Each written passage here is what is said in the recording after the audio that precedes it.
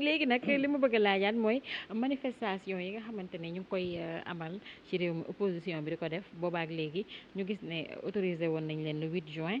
wul jàmm rek xew ku nekk pare ñibbi sa kër ñu gis ñu demandé waat pour def le 18 ñu bañal leen ko mais terewul ñu def ko ñu gis coow li bëri réew mi daal di bëri ay scandale ba am ñoo xamante ne ñàkk nañ ci seen bakkan léegi est-ce que yow nan nga gisee bañal gi ñu leen koy bañal ndax bu ñu xoolee bu ñu leen ko nangulee jàmm am bu ñu leen ko bañalee opposition bi bu leen pouvoir bi bañalee li nga xamante ne mooy marche yi nga xam ne ñu ngi koy demandé coow li bëri ci réew mi ba ay bakkan ñu ñàkk ci am ñoo xam ne dañ ci ñàkk seen ay bakkan tey est-ce que gisoo ni ñu autorisé woon leen ko moo gën ñu def ko ci jàmm ak salaam benn coow bañ a am. xam nga man d'accord naa sax ñu autorisé leen escorté leen ba moment boobu ñu doxal loolu waaye dafa am lenn lu am aussi parce que ñoom ñëpp kenn dafa si yaa nga amoon salaire u 150 000 mu jaral la 4h30 nga jóg sangu solu rampe ndànk dem ba seen liggéeyukaay te luñ la wax nga def ko nga toog ba nekkatu magam jëma di ko def ñu ne à 55 ans ngay retraité te loolu nga nar ba 55 ans yi mat bu yàlla defee nag léegi nga génn foofu wala génnaguloo retraité guloo nga daal di toog ne man de dama bëggoon nangam nga demandé état parce que bu ñuy fàtte ne état ñun moom nañu dénk loolu moo waral Senghor toogoon fi loolu moo waral waa ji kii Abdou Diouf toogoon fi loolu moo waral Abdoulaye Wade toogoon fi. mais manifestation nag dañuy wax ni du loo xamante ni da ngay demander maanaam da nga leen di yëgal ndax droit de marche citoyen bu nekk daf ko am droit de manifester da ngay yëgle rek am ñu yónnee la ay takku der ñu encadré la nga def loolu mooy li nga xamante ne mooy loi bi. waaw mais xam nga tam état nga jox état renseignement mënuloo ko am yow xamuloo lu mu gis ba ne bul def nangam xam nga wax yi ñu fi wax temps yi bari na liñ fi wax kenn mësu ko xalaat que Dakar ñu toog ba ñu ne dañuy ut ab pal ak pal lay ut ci lii ma dégg ñu ne indi nañ fi ay nit yoo xamante ne dañu bëgg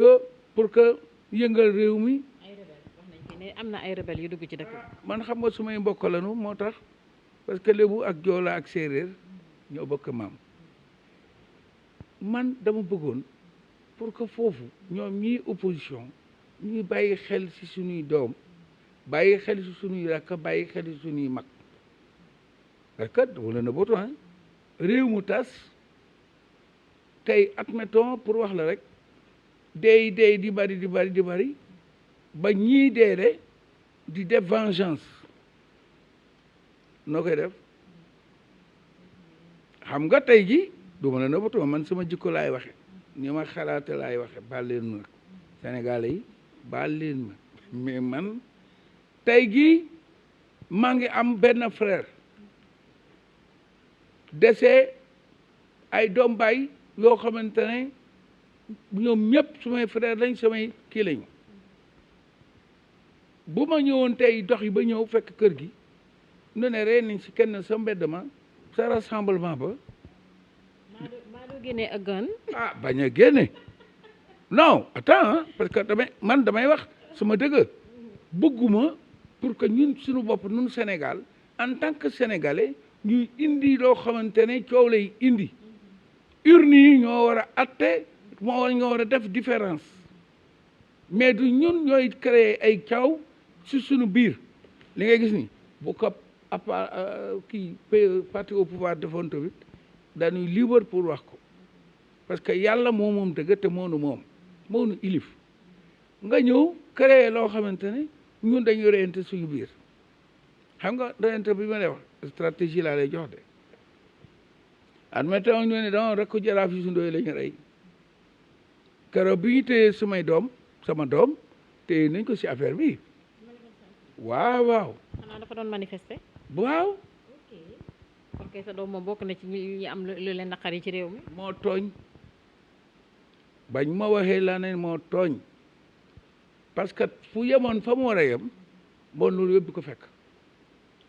bii nga xamante ne muy Amet Ndoye maa papaam ñoo bokk benn baay mais tamit boo xoolee ci suñu ñaari yaay ni ñu nekkoon ci kër gi ñoo bokk benn ndey sañu ma toog ñaanal sama papa ñaanal sama yaay te duma ñaanal seen yaay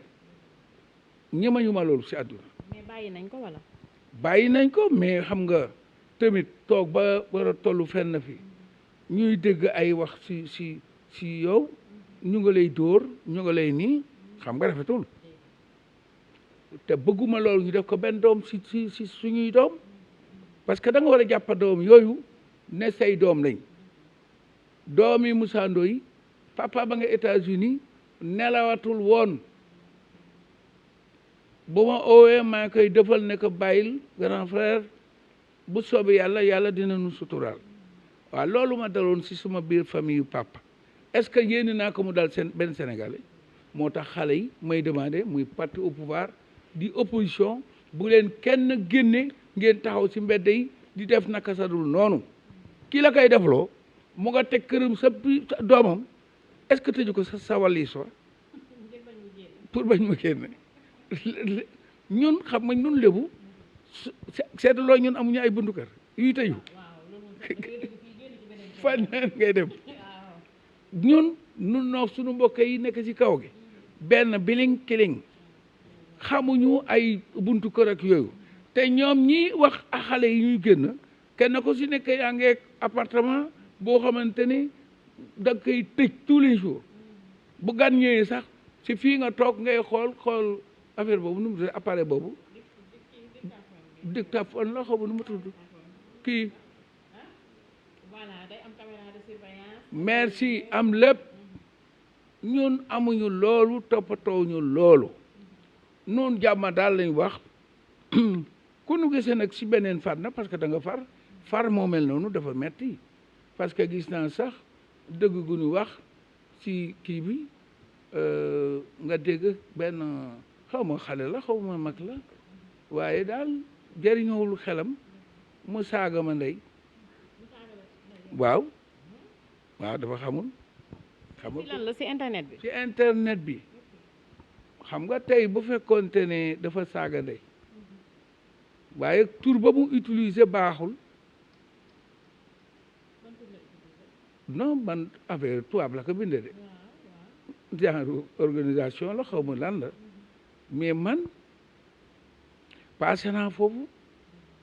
parce que kii jóg ti de saaga ndey te defaloo ko dara da nga att rek yàlla tax bu gisee ne dafa ko mënul muñ war nga ma mën a leeral sax parce que bés waxtaan naa mu jëm ci pétrole beek yi daal di ko jiiñ président Macky Sall ne ku baax la nañu góorgóorlu ànd su ko defee gon yi parce que xale yi bu ñu liggéey rek lépp jeex